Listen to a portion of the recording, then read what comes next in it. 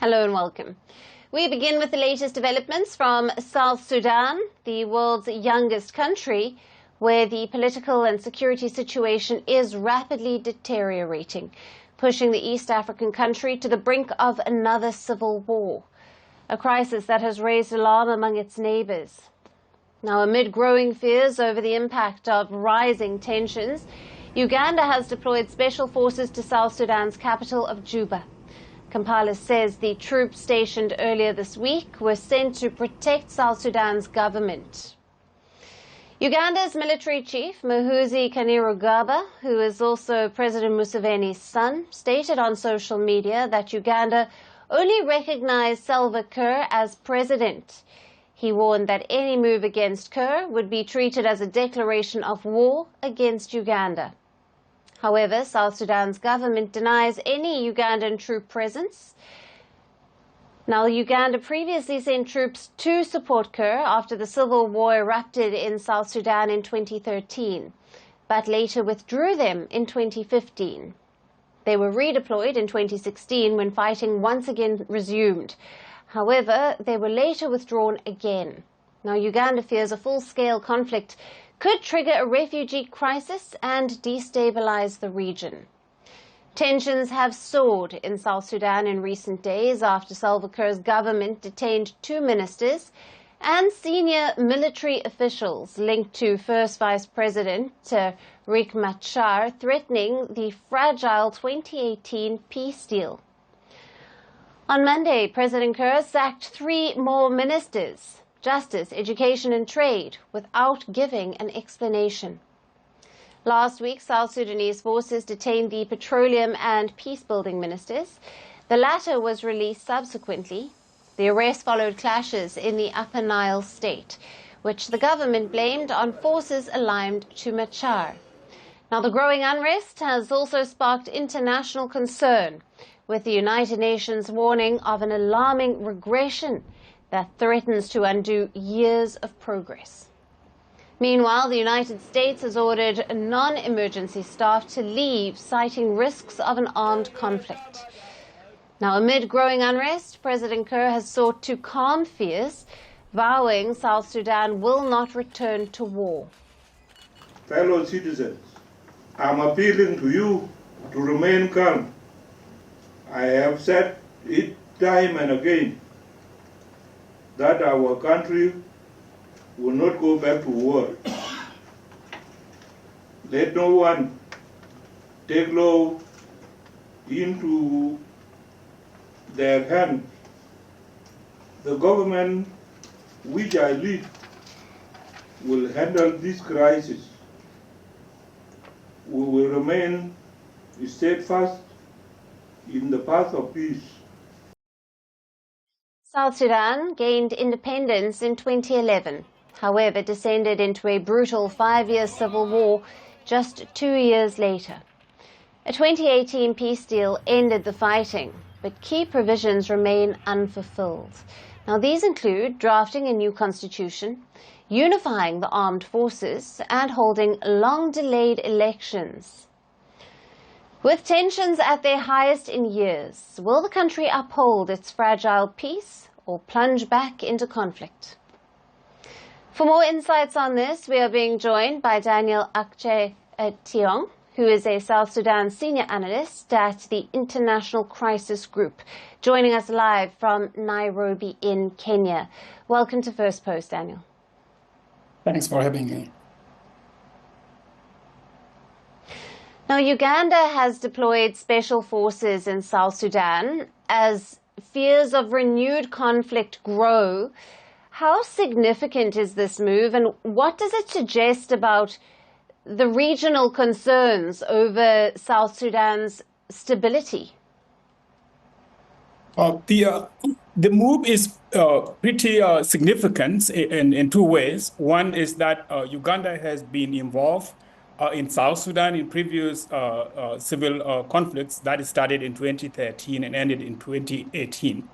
But these moves, what it does is that it emboldens the president, because the Uganda is moving into South Sudan and they are supporting the president of South Sudan, Salva Kiir.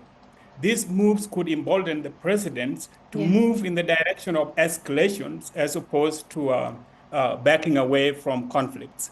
And then in turn, if the Ugandan forces are deployed throughout the country, including in Upper Nile states where there was a flare-up recently, then this will also have repercussions because the conflict system in Upper Nile is too close to the border of Sudan, where there is an ongoing conflict since April 2023.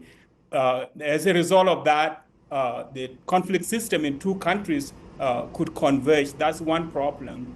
The other implications is that once Uganda has come in and the war is happening in the neighboring Sudan, South Sudan could become a destabilizing force, drawing in neighboring countries into a potential regional conflicts. That's the highest risk that could come out of this. Right. And President Salva Kiir's latest cabinet reshuffle, including the dismissal of 3 more ministers, comes at a time of rising tensions with the first Vice President, Riek Machar. What does this indicate about the internal political struggle, and how could it impact the fragile peace agreement? It indicates that there is a fragmentation, and this is not new. It started late last year when the president dismissed his long-serving intelligence chief, and then this was followed by a series of dismissals at a very high level until February 10th, when the president fired 2 vice presidents. He seems to be continuing in this path. And what is important to be noted here is that the war in Sudan has destabilized the governance in South Sudan because South Sudan government was relying on oil revenues, and the oil pipelines have been shut down for more than a year now. So that government, the big government that came together after the end of the war, has become unsustainable. And also Machar raised concerns that these firings, these dismissals, have violated the terms of the 2018 peace agreements. So it's part of the build-up, the tension that has been building up between Machar and Kiir is connected to this reshuffling, the restructuring of the security sector and the government itself. Right. And with the U.S. ordering its non-emergency staff to leave South Sudan due to the escalating tensions, particularly in the north, what are the main flashpoints of concern, and how likely is it that the country could slide back into a full-scale civil war? There are 2 main key areas, flashpoints.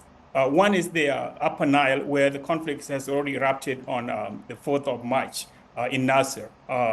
And that is one critical area where either the government could make a move to try to retake Nasser, or the militia groups that call itself the White Army might take a move on the main government towns of Malakal. In either case, conflicts could escalate there. And also another flashpoint is Juba itself, because although the opposition doesn't have forces inside Juba, there are forces, bases for the oppositions in nearby counties within the central Equatoria. If the government attempts to make move on those bases, that could also be a violence which would be too close to Juba. So those are the current areas of concern. Daniel, thank you very much for being with us on Firstpost Africa and for your valued insights there. Thank you for having me. Merci beaucoup. Hi, how are you? Very well, thanks. Thank you for being here. Namaste, Mr. President. Bharat Kelogon, Komeri Namaste. How many people generally follow you in interviews? Typically in a month, we have viewers up to 150 million. That's more than twice the population of France. And in the last 2 years, we had 3 billion viewers. So I say, Laurent, this is your chance to be famous. You're on Firstpost.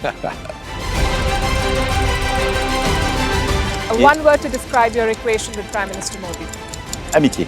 As India and France work together, are you creating a new era of non-alignment in the technology space? India is a training superpower. 1 million engineers a year, more than all of Europe and the US combined. So we have that partnership. We have a partnership on the environment and the economy. We also have civilian nuclear programs. And that is something we've developed far beyond the France-India relationship. So we want to work together on AI. And then comes China with its DeepSeek, creating models at a fraction of the cost. Did that innovation take you by surprise? Did that breakthrough make you sit up and think, what did the Chinese do and how?